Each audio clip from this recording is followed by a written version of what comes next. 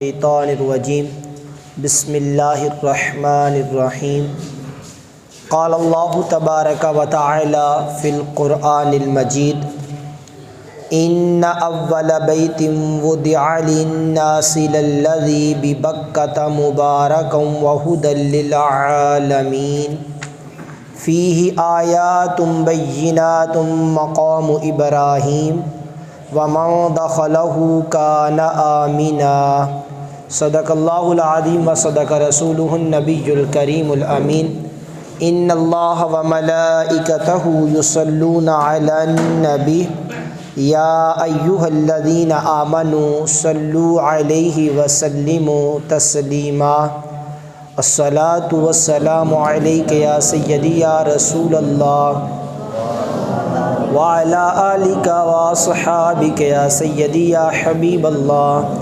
الصلاۃ والسلام علیک یا سیدی یا نبی اللہ وعلی آلک واصحابک یا سیدی یا نور اللہ نویت سنت الاعتکاف۔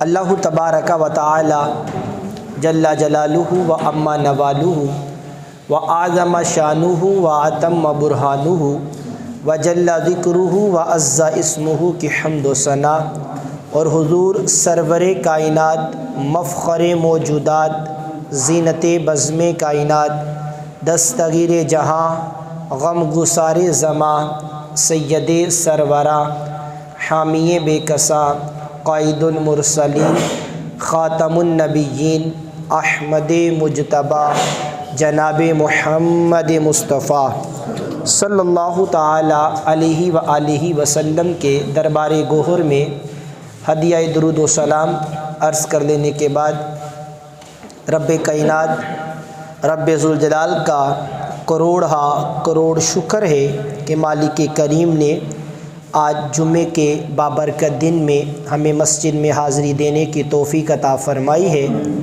پاک پروردگار عالم اسی طرح ہمیں مسجد کی باادب حاضری دیتے رہنے کی توفیق عطا فرمائے۔ آج کے خطبہ جمعۃ المبارک کے مختصر سے وقت میں ہماری گفتگو کا موضوع ہوگا خانہ کعبہ کی عظمت۔ اللہ رب العزت ہمیں حق بیان کرنے، حق سننے اور حق سمجھنے کی توفیق عطا فرمائے۔ آپ کے سامنے قرآن مجید فرقان حمید کے پارہ نمبر 4 کے رکوع نمبر 1 کی چند آیات آپ کے سامنے تلاوت کرنے کا شرف حاصل کیا۔ رب کائنات رب ذوالجلال نے قرآن کے اس مقام پر خانہ کعبہ کی عظمت و شان کو بیان کیا۔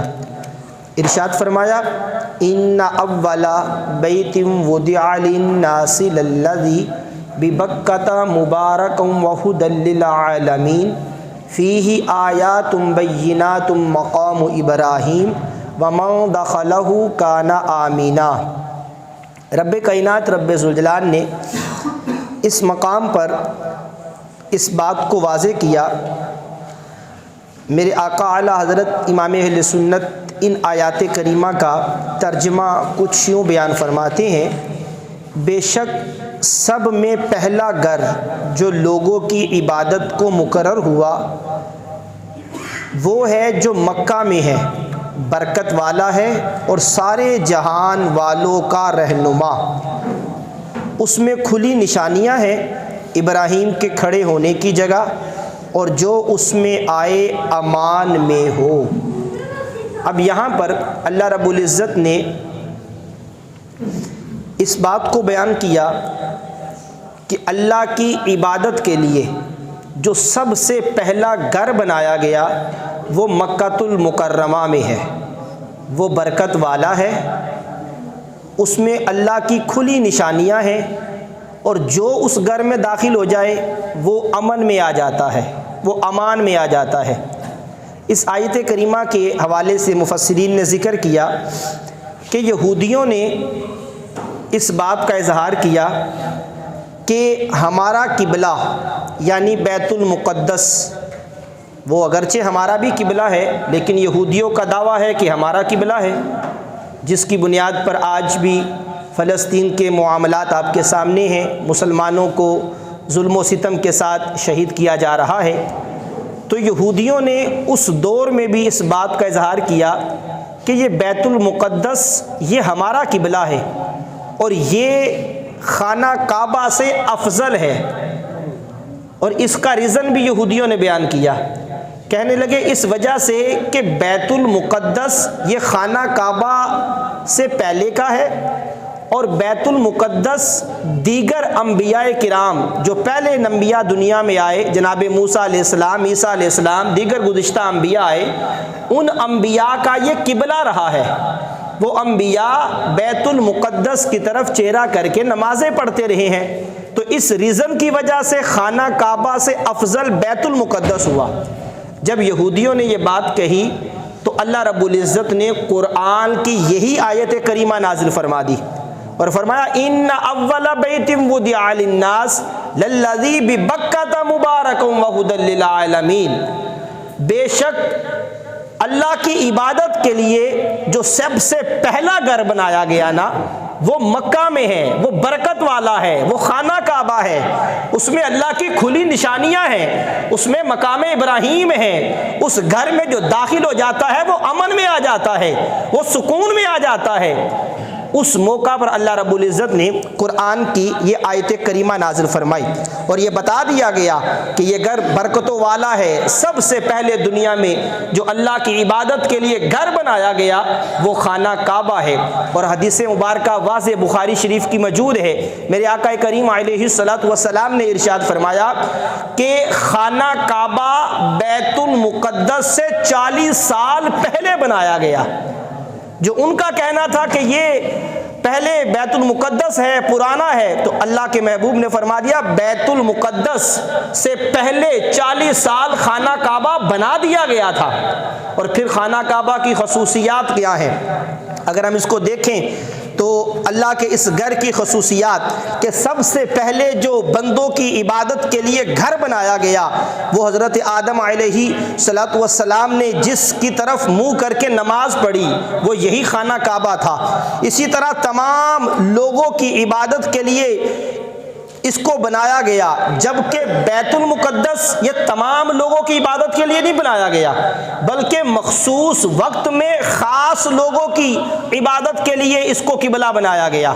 لیکن خانہ کعبہ جو ہے یہ تمام لوگوں کی عبادت کے لیے اللہ رب العزت نے بنایا۔ اور پھر فرمایا کہ مکہ معظمہ میں یہ خانہ کعبہ موجود ہے جہاں ایک نیکی کرنا 1,00,000 نیکیوں کے برابر ہے۔ اور پھر اسی خانہ کعبہ کی عظمت کیا ہے کہ حج اس خانہ کعبہ کا ہوتا ہے۔ بیت المقدس اگرچہ دیگر انبیاء کا قبلہ رہا لیکن کبھی بھی بیت المقدس کا حج نہیں ہوا، حج ہمیشہ خانہ کعبہ ہی کا ہوا، اللہ کے اس گھر کا حج ہوا۔ اسی طرح جو اس گھر میں داخل ہو گیا وہ امن میں آ گیا، وہ سکون میں آ گیا، وہ امان میں آ گیا۔ یہاں تک کہ حضرت عمر فاروق اعظم رضی اللہ تعالی عنہ فرماتے تھے کہ اگر میرے باپ خطاب کا قاتل بھی وہ قتل کر کے حرم کعبہ میں آ جائے تو خطاب کا بیٹا عمر اس کو ہاتھ تک نہیں لگائے گا جب تک وہ حرم سے باہر نہ نکل آئے۔ اتنی حرمت، اتنی عزت اللہ رب العزت نے خانہ کعبہ کی سرزمین کو دی، حرم مکہ کی زمین کو دی کہ یہاں ہم عبادت کریں تو ایک عبادت کا ایک ثواب، وہاں ایک عبادت کرے اللہ 1,00,000 کے برابر ثواب عطا فرماتا ہے۔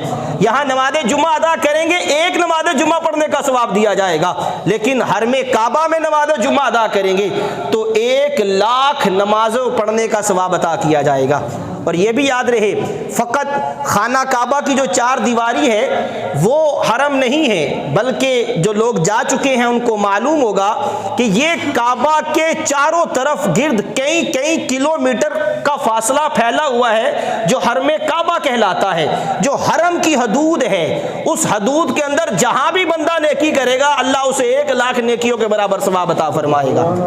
بندہ اپنے ہوٹل کے اندر رہ کے نماز پڑھے گا پھر بھی 1,00,000 نیکیوں کا ثواب ہے، بندہ کعبے کے سامنے جا کے پڑھے گا پھر بھی 1,00,000 نیکیوں کا ثواب ہے۔ تو یہ اس قدر رب نے حرم کعبہ کو عزت عطا فرمائی ہے، اس قدر اس کی حرمت ہے، اور جس کو احادیث مبارکہ میں بھی بیان کیا گیا۔ اور پھر قرآن مجید کے اسی مقام پر اللہ نے فرمایا فیہ آیات بینات مقام ابراہیم، یہ کعبہ کتنی عظمتوں والا ہے کہ اس میں میری کھلی نشانیاں ہیں۔ وہ نشانیاں کیا ہیں؟ فرمایا ابراہیم کے کھڑے ہونے کی جگہ۔ وہ کیا جگہ ہے؟ وہ پتھر مبارک کہ جب حضرت ابراہیم خلیل اللہ علیہ نبینا وعلیہ الصلوۃ والسلام نے کعبہ کی تعمیر کی، کعبہ چونکہ پہلے سے موجود تھا لیکن جب طوفان نوح آیا تو یہ کعبہ سبز زمرد کا تھا، اس کو اللہ رب العزت نے چوتھے آسمان پہ اٹھا لیا۔ اب کعبے کی جو جگہ ہے وہ خالی ہو گئی، اب اتنا عرصہ یہ خالی جگہ رہی۔ پھر حضرت ابراہیم علیہ نبینا وعلیہ الصلوۃ والسلام تشریف لائے، آپ کے ہاں اولاد حضرت اسماعیل پیدا ہوئے، حضرت اسحاق پیدا ہوئے۔ پھر اللہ نے حضرت ابراہیم کو حکم دیا، آپ نے پھر کعبہ کی دوبارہ تعمیر کی۔ آج جہاں کعبہ موجود ہے اسی جگہ کعبہ کی دوبارہ تعمیر کی، اور جب تعمیر کرنے کا وقت آیا، جب دیواریں اونچی ہوئیں، ہاتھ پہنچنا مشکل ہوا، ہمارے یہاں تو آج سیڑھی لگا کر یا دیگر ذرائع کے ذریعے دیواریں اونچی کی جاتی ہیں، لیکن قربان جائیے حضرت ابراہیم جس پتھر پہ کھڑے تھے، جیسے جیسے دیوار اونچی ہوتی جاتی تھی ویسے ویسے وہ پتھر بھی اونچا ہوتا جاتا تھا، وہ پتھر بھی اونچا ہوتا جاتا تھا۔ اب اس پتھر کو نسبت ملی حضرت ابراہیم کے قدموں سے۔ ذرا غور کیجئے گا، آج لوگ برکت کا انکار کرتے ہیں، آج لوگ کہتے ہیں یہ برکت کیا ہوتی ہے؟ یہ انبیاء کا وسیلہ دینا، انبیاء سے چیز کا منس ہو جانا، اولیاء کی برکات حاصل کرنا لوگوں کی سمجھ میں نہیں آتا۔ میں کہتا ہوں قرآن پڑھو، اللہ کہتا ہے فیہ آیات بینات مقام ابراہیم، جس پتھر پہ ابراہیم کھڑا ہوا وہ پتھر عام پتھر تھا، لیکن جب قدم حضرت ابراہیم کے لگے رب نے اتنی شانیں عطا فرمائی ہے قیامت تک کے آنے والے مسلمان اسی پتھر کے سامنے کھڑے ہو کے نماز ادا کرتے ہیں۔ اس پتھر کو ہاتھ لگانا سعادت سمجھتے ہیں، کیونکہ اس کو نسبت ہو گئی تھی حضرت ابراہیم کے قدموں سے، اور جس کو نبی سے نسبت ہو جائے اس کو اللہ عزتیں کتنی عطا فرماتا ہے، اس کو شانیں کتنی عطا فرماتا ہے۔ اور پھر حضرت عمر فاروق اعظم نے میرے نبی کی بارگاہ میں اظہار کیا تھا نا، یا رسول اللہ ہونا یہ چاہیے کہ مقام ابراہیم کو ہم نماز کی جگہ بنا لیں۔ حضرت عمر فاروق اعظم نے اظہار کیا، اللہ نے قرآن نازل کر دیا وَاتَّخِذُوا مِن مَّقَامِ إِبْرَاهِيمَ مُصَلًّى، اے لوگوں سنو، میرے ابراہیم کے کھڑے ہونے کی جگہ کو اپنی نماز کی جگہ بنا لو۔ اب قیامت تک جو بھی حاجی آئے گا، جو بھی عمرہ زائرین آئے گا، وہ طواف کرے گا، طواف کرنے کے بعد اس کے لیے ضروری ہے کہ مقام ابراہیم کے سامنے کھڑے ہو کے نماز ادا کرے، وہ 2 رکعت نفل ادا کرے۔ یہ اللہ نے عظمتیں عطا فرمائی ہیں خانہ کعبہ کی سرزمین کو، اس مبارک سرزمین کو۔ اور پھر قربان جائیے اللہ والوں کی جب کسی چیز سے نسبت ہو جاتی ہے نا، وہ چاہے پتھر بھی ہو اللہ اسے بھی شان عطا فرماتا ہے۔ ان الصفا والمروہ من شعائر اللہ، اللہ نے صفا اور مروہ پہاڑی کو، حالانکہ یہ پہاڑیاں عام پہاڑیاں تھی، دنیا میں اور بھی پہاڑ ہیں، لیکن ان کو نسبت اللہ والی سے ہوئی۔ جب حضرت اسماعیل کی والدہ حضرت ہاجرہ پانی کی تلاش میں کبھی صفا کی طرف جاتی ہیں کبھی مروہ کی طرف جاتی ہیں، رب کو اپنی بندی کی یہ ادا اتنی پسند آئی کہ اس پہاڑیوں پر حضرت ہاجرہ کے قدم لگے، قدم لگنے کی برکت تھی، اللہ نے قیامت تک کے آنے والے مسلمانوں کے لیے لازم قرار دیا کہ جب بھی حج و عمرہ کرو گے نا تو میری بندی ہاجرہ کی ادا کو ادا کرو گے۔ وہ پانی کی تلاش میں صفا مروہ پہ دوڑی تھی، لیکن آج پانی موجود ہے، لیکن پھر بھی تم نے میری بندی کی ادا کو ادا کرنا ہے۔ اللہ نے ان پہاڑوں کو قرآن میں کہا ان الصفا والمروہ من شعائر اللہ، صفا اور مروہ یہ اللہ کی نشانیوں میں سے ہے۔ اللہ نے کتنا مقام عطا فرما دیا، اللہ اکبر۔ اور پھر قربان جائیے خانہ کعبہ کی عظمتوں کی کہ خانہ کعبہ وہ مبارک جگہ ہے کہ جہاں پرندے بھی اپنے لیے اعزاز سمجھتے ہیں۔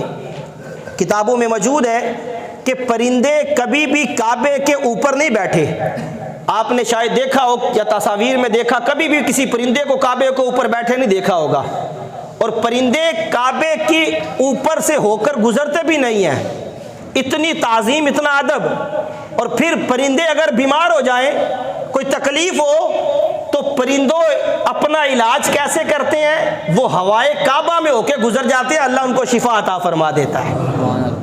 اتنا مقام اللہ نے خانہ کعبہ کو عطا فرمایا۔ اور پھر قربان جائیے، وحشی جانور ایک دوسرے کو حرم کی حدود میں تکلیف نہیں دیتے، حتیٰ کہ اس سرزمین میں کتے ہرن کے شکار کے لیے نہیں دوڑتے، وہاں شکار نہیں کرتے، نیز لوگوں کے دلوں میں کعبہ کی عظمت ڈال دی گئی اور لوگوں کے دل کعبہ کی طرف کھنچتے چلے جاتے ہیں، اور کعبہ کو دیکھتے ہی لوگوں کے آنکھوں سے آنسو جاری ہو جاتے ہیں۔ آج بندہ جتنا بھی سخت دل ہو، وہ کبھی نہ رویا ہو، وہ کعبے کو دیکھ لیتا ہے، جب کعبے کو دیکھتا ہے اس کی آنکھوں سے آنسو جاری ہو جاتے ہیں۔ کعبے کا روب و دبدبا، کعبے کا جلال ہی ایسا ہے، اللہ رب العزت کی عظمت و شان ایسی ہے کہ اللہ نے اسے ایسا برکت والا بنایا، جو ساری زندگی نہیں رویا ہوگا، وہ کعبے کو دیکھے گا اس کی آنکھوں میں بھی آنسو آ جائیں گے، اسے بھی اپنی خطائیں یاد آ جائیں گی، اسے رب کی رحمت یاد آ جائے گی، رب کائنات رب ذوالجلال کی غفاری یاد آ جائے گی، رب کی ستاری یاد آ جائے گی۔ کعبے کے دیکھ کے بندے کی آنکھوں میں آنسو جاری ہو جاتے ہیں۔ اللہ اکبر۔ اور یہ کعبہ کیسی عظمتوں والا ہے، اس کے حوالے سے احادیث مبارکہ میں موجود ہے۔ آج جمعے کا دن ہے، اور جمعے کے دن کے حوالے سے بھی ہے کہ اللہ کی رحمتوں کا نزول ہوتا ہے، لیکن ہمیں معلوم نہیں ہے کہ ہم پر کتنی رحمتیں نازل ہوں گی، کس وقت نازل ہوں گی۔ ابھی بیان کے دوران رحمت اللہ کی نازل ہوں گی، یا جمعہ کی نماز کے وقت یا خطبے کے وقت، ہمیں کچھ معلوم نہیں ہے۔ لیکن کعبے کی شان کیا ہے؟ میرے آقا فرماتے ہیں روزانہ دن میں اللہ پاک کعبے پر 120 رحمتیں نازل فرماتا ہے، کنفرم 120 رحمتیں نازل فرماتا ہے۔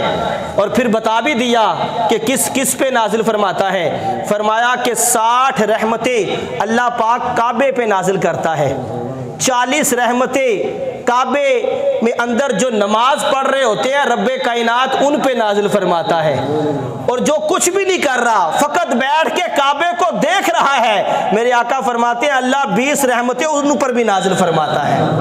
اور اللہ کی رحمت کا عالم کیا ہے؟ جب اللہ کی رحمت ہو جائے گی پھر بندے کا بیڑا پار ہو جائے گا۔ اللہ اکبر، کتنا یہ مقام اللہ نے حرم زمین، حرم کعبہ کو عطا فرمایا ہے۔ اور پھر احادیث مبارکہ کو ہم دیکھتے ہیں، میرے آقا و مولا علیہ الصلوۃ والسلام نے ایک مقام پر ارشاد فرمایا کہ بارش کے اندر جو کعبے کا طواف کرتا ہے، 7 چکر لگاتا ہے، اللہ پاک اس کے پچھلے سارے گناہ معاف فرما دیتا ہے۔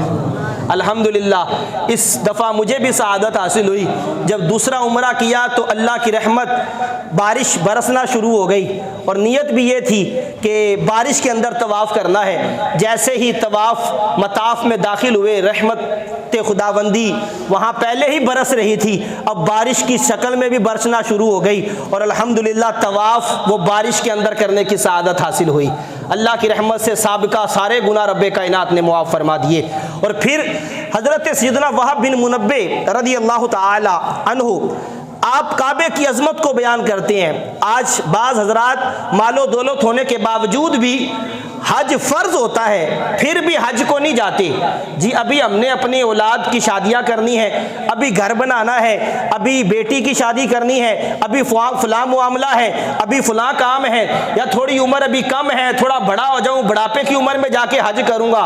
حالانکہ یاد رکھیے اگر مال و دولت اتنا ہے، صاحب استطاعت ہیں کہ حج فرض ہو چکا، اب ایک لمحہ بھی تاخیر کرنا گناہ ہے۔ اور میرے آقا نے واضح طور پہ فرمایا کہ جس بندے پہ حج فرض ہے اور حج نہیں کرتا، وہ چاہے یہودی ہو کے مرے چاہے نصرانی ہو کے مرے، اتنی سخت وعید ہے۔ آج لوگ اللہ کے گھر کا طواف نہیں کرتے، مال و دولت جمع کرتے جا رہے ہیں، رب کائنات کے گھر کی زیارت نہیں کرتے، حج فرض ہونے کے باوجود بھی نہیں جاتے۔ تو میرے بھائیو، جن پہ حج فرض ہے وہ اس سال لازمی حج کرے، کہیں ایسا نہ ہو کہ جسم سے روح نکال لی جائے اور حج کرنے کا موقع نہ ملے، یہ فرض ہم ادا نہ کر سکیں۔ اللہ رب العزت ہم سب کو بار بار حج کی سعادت عطا فرمائے۔ یہ کعبہ قیامت والے دن ہماری سفارش کرے گا۔ حضرت سیدنا وہب بن منبہ فرماتے ہیں کہ تورات شریف میں لکھا ہوا ہے، حضرت موسیٰ کلیم اللہ پہ جو کتاب نازل ہوئی تورات، آپ فرماتے ہیں اس میں لکھا ہوا ہے کہ اللہ رب العزت قیامت والے دن 7 लाख मुकर्रब फरिश्तों को सोने की जंजीरें देकर भेजेगा। वो आएंगे, अल्लाह का हुक्म होगा काबे को इन जंजीरों से बांध दो और मैदान महशर में ले आओ। फरिश्ते आएंगे, काबे को जंजीरों से बांध देंगे और कहेंगे काबा चल मैदान महशर की तरफ। काबा कहेगा मैं नहीं जाता। अल्लाह उसे कुव्वत गोयाई अता फरमाएगा, फरमाएगा मैं नहीं जाता। आसमान से सदा आएगी, पुकार आएगी, ए काबा तू क्यों नहीं चलता? काबा कहेगा जब तक मेरी दरख्वास्त पूरी नहीं की जाएगी मैं नहीं चलूँगा। आसमान से आवाज़ आएगी, काबा बोल तेरी क्या दरख्वास्त है? अर्ज़ करेगा, ए अल्लाह जो मेरे पड़ोस में मदफून है ना, उन सब की मेरे हक़ में मैं उनकी शफाअत करता हूँ, उनकी शफाअत कबूल फरमा। अल्लाह की तरफ से आवाज़ आएगी आसमानों से कि हमने तुम्हारी दरख्वास्त कबूल की। अब हज़रत वहाब बिन मुनब्बिह कहते हैं फिर होगा क्या कि अहले हरम मक्का के कब्रिस्तान से लोग निकलेंगे, सफ़ेद चेहरे होंगे, एहराम पहना होगा, काबे के गिर जमा हो जाएंगे, तलबिया कहते हुए लब्बैक अल्लाहुम्मा लब्बैक कहते हुए वो काबे के गिर जमा हो जाएंगे। अब फरिश्ता फिर कहेगा काबा चल, काबा कहेगा मैं नहीं चलता। कहा अब क्या हुआ? कहा पहले मेरी दरख्वास्त कबूल की जाए। कहा जाएगा तेरी दरख्वास्त क्या है? तो काबा अर्ज़ करेगा कि मेरी दरख्वास्त ये है कि ए अल्लाह जो लोग दूर दराज से अपना घर बार छोड़कर, अपने अहलो अयाल छोड़कर, अपना माल खर्च करके, वो रास्ते की तकलीफ बर्दाश्त करके वो मेरे पास आए, उन्होंने मेरा तवाफ़ किया, उन्होंने हज किया, ए अल्लाह मैं उनकी भी शफाअत करता हूँ, उनकी भी बख्शिश फरमा दे। एक फरिश्ता कहेगा कि ए काबा उन लोगों में से कुछ ऐसे भी थे कि जो तेरा तवाफ करने के बाद दोबारा अपने घर जाकर गुनाहों में मुलव्वस हो गए और उन गुनाहों की वजह से अल्लाह ने उन पर जहन्नम वाजिब कर दिया। काबा अर्ज करेगा बारी ताला मैं उन गुनाहगारों के हक में भी शफाअत करता हूँ, उन गुनाहगारों को भी मुआफ़ फरमा दे। अल्लाह रब्बुल इज़्ज़त की तरफ से सदा आएगी काबा हमने उनको भी मुआफ़ फरमा दिया। वो सारे काबे के गिर जमा हो जाएंगे और तलबिया कहते हुए अब अल्लाह रब्बुल इज़्ज़त का ये खाना काबा जो है ये मैदान महशर की तरफ आएगा। तो कितनी बड़ी सआदत है कि काबा का तवाफ़ करना, काबा को देखना, काबा के पास बैठना, काबे को सामने नमाज पढ़ना और क़यामत वाले दिन यही काबा अल्लाह की बारगाह में सिफारिश करके हम गुनाहगारों को जन्नत में साथ ले जाएगा। अल्लाह रब्बुल इज़्ज़त हमें बार बार हरम काबा की हाज़री की तौफ़ीक़ अता फरमाए, बार बार उम्रे की सआदत अता फरमाए, बार बार हज की सआदत अता फरमाए। रब्बे कायनात वो मुबारक मकाम, वो मुबारक जगह देखने की तौफीक अता फरमाए। वहाँ नमाज अदा करने का सरूरी कुछ हो रहा है, यहाँ नमाज अदा करते हैं, नियत करते हैं मुँह मेरा किबला शरीफ, और वहाँ बिल्कुल काबा सामने होता है। काबे को देख के नमाज पढ़ने का जो मज़ा है, जो लज्जत है वो अपनी ही है। और फिर काबे से जुदा होकर जब बंदा मदीने की तरफ जाता है उसका सरूर भी अपना है, उसकी लज्जत भी अपनी है कि जब नबी की बारगाह में जाना होता है, जब महबूब की बारगाह में जाना होता है कि रब की बारगाह में आकर अपने गुनाहों की मुआफ़ी मांगकर अब अल्लाह के रसूल की बारगाह में चले जाए, अब महबूब की ज़ियारत के लिए चले जाए, अब गुंबद हज़रा को देखने के लिए चले जाए। और याद रखिए मेरे आका का वाज़े फरमान मौजूद है, फरमाया मन ज़ारा कब्री वजबत लहू शफाअती। मेरे महबूब अपनी ज़िंदगी में फरमा गए कि जिस बंदे ने मुझ नबी की कब्र की ज़ियारत की उसके लिए मेरी शफाअत वाजिब हो गई कि मैं क़यामत वाले दिन उस बंदे की शफाअत करूंगा जो मेरे गुंबद को देख लेगा, जो मेरे मज़ार को देख लेगा, जो कब्र मुबारक को देख लेगा। अल्लाहु अकबर। यहाँ काबे में जाओ फिर भी रहमतें हैं, वहाँ मदीने जाओ गुंबद हज़रा को देखो, अल्लाह के महबूब की शफाअत के हकदार बन जाओ। अल्लाह रब्बुल इज़्ज़त हमें बार बार ये मुबारक सफ़र अता फरमाए। आमीन बिजाहि नबी जिल अमीन व सल्लल्लाहु तआला अलैहि व आलिहि वसल्लम।